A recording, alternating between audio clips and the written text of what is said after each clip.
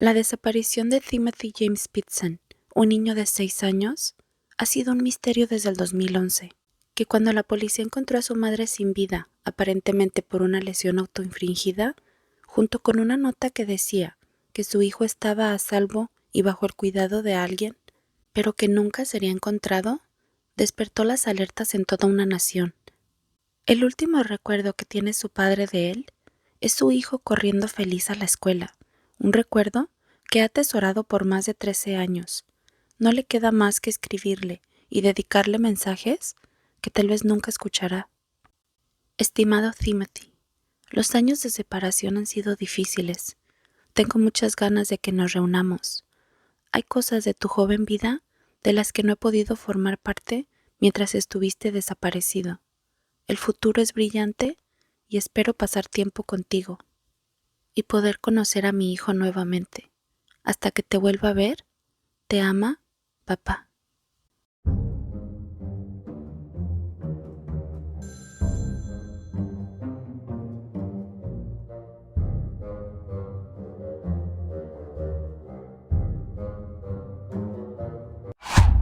Timothy James Pitson nació el 18 de octubre del 2004 en Aurora, Illinois, Estados Unidos. Hijo único de James Pitson y Amy Fry Pitson. Siempre fue un niño introvertido que amaba a su familia y disfrutaba nadar hasta el cansancio.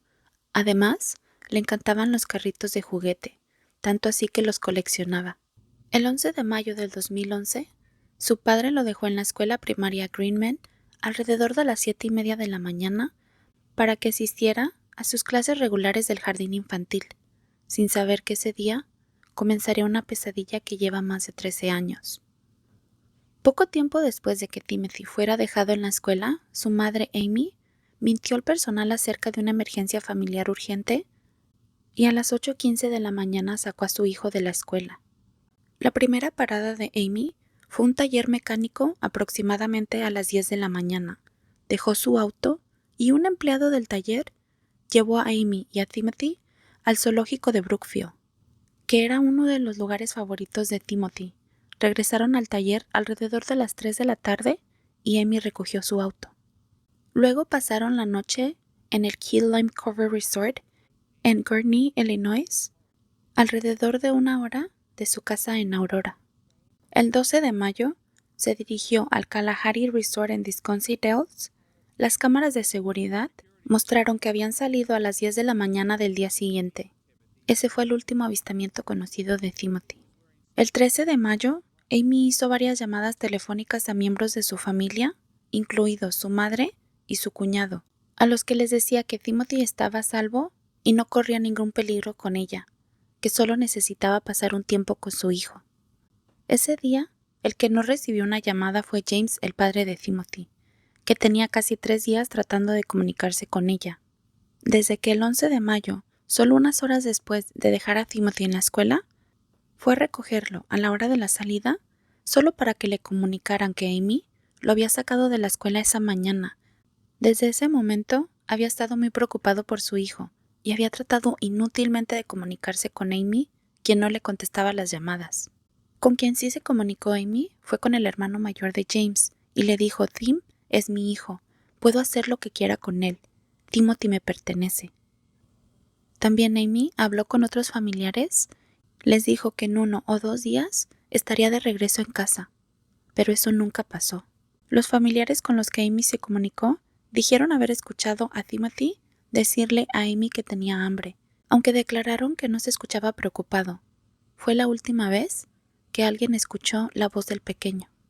También declararon que Amy solía salir a pasear cuando estaba molesta. Por eso, entre la preocupación de James, el padre del niño, que se comportase de esa manera, era algo a lo que estaba acostumbrado. La preocupación llegó cuando ese paseo no fue de unas horas como normalmente era, sino ya habían pasado algunos días, y nunca se había llevado al niño con ella. Amy, de 43 años, era una mujer con tendencias depresivas severas. Anteriormente, había intentado autolesionarse en 2 ocasiones. Una fue antes de que comenzara a salir con James y la otra al poco tiempo de que comenzaron una relación.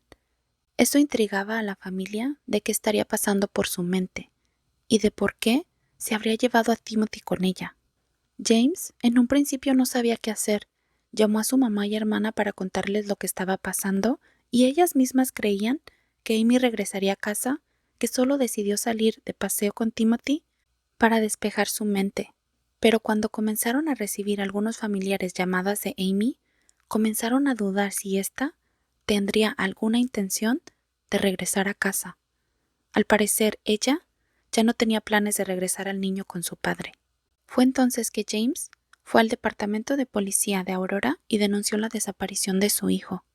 Así la policía comenzó una investigación. Encontraron que las llamadas de Amy provenían de una ciudad a más de 170 millas de distancia de su hogar, y luego, al parecer su teléfono celular fue apagado, quedando como su última localización un pueblo rural a 80 millas de Aurora. No se sabe por qué Amy habría ido ahí. Al parecer, no conocía a ninguna persona en el área, o al menos nadie tenía conocimiento de eso.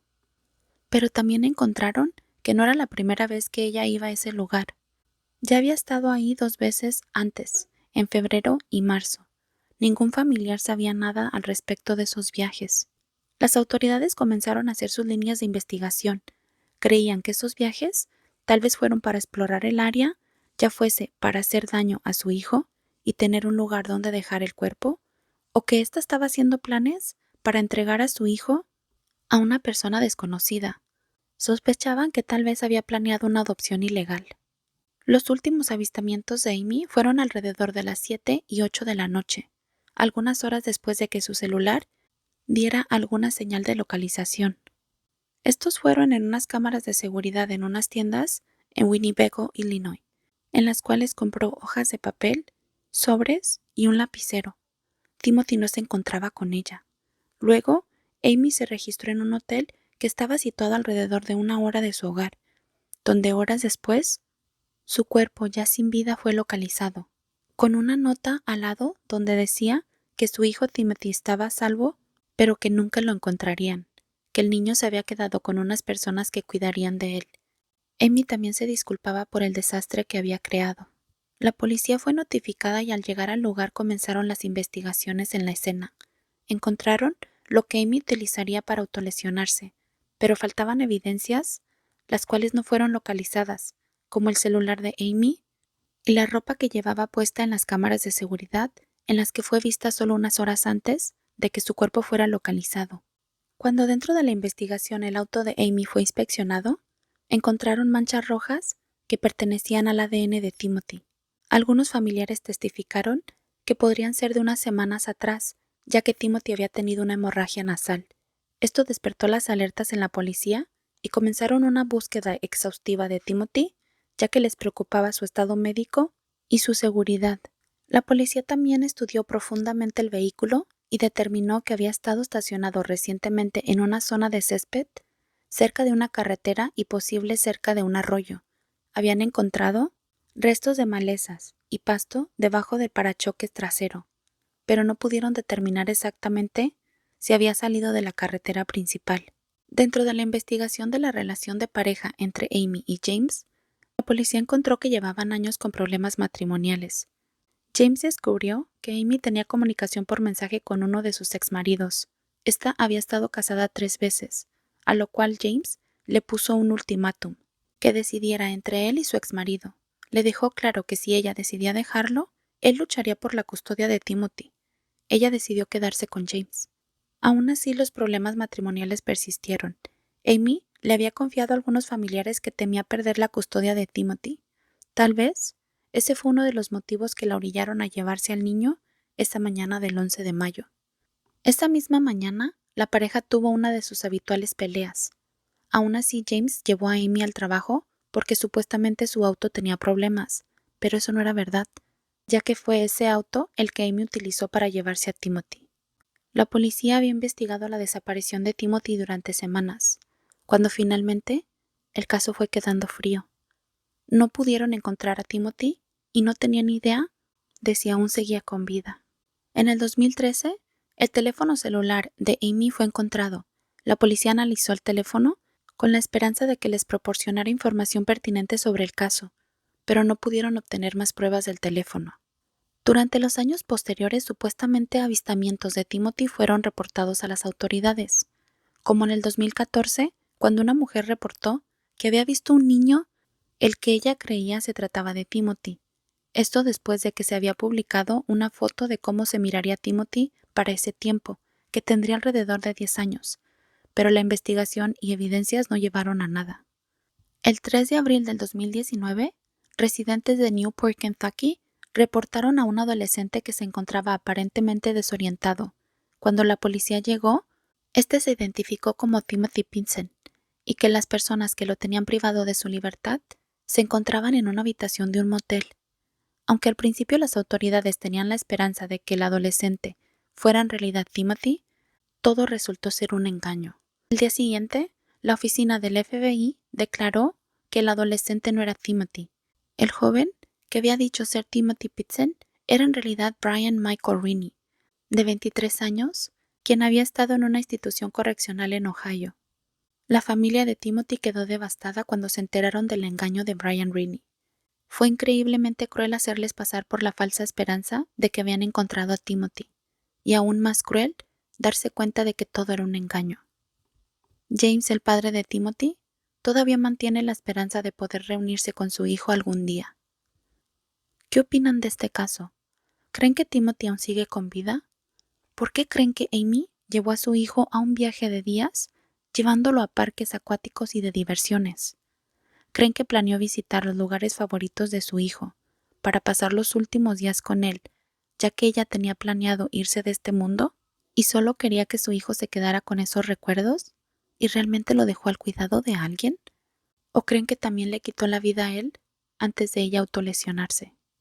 Los leo en los comentarios.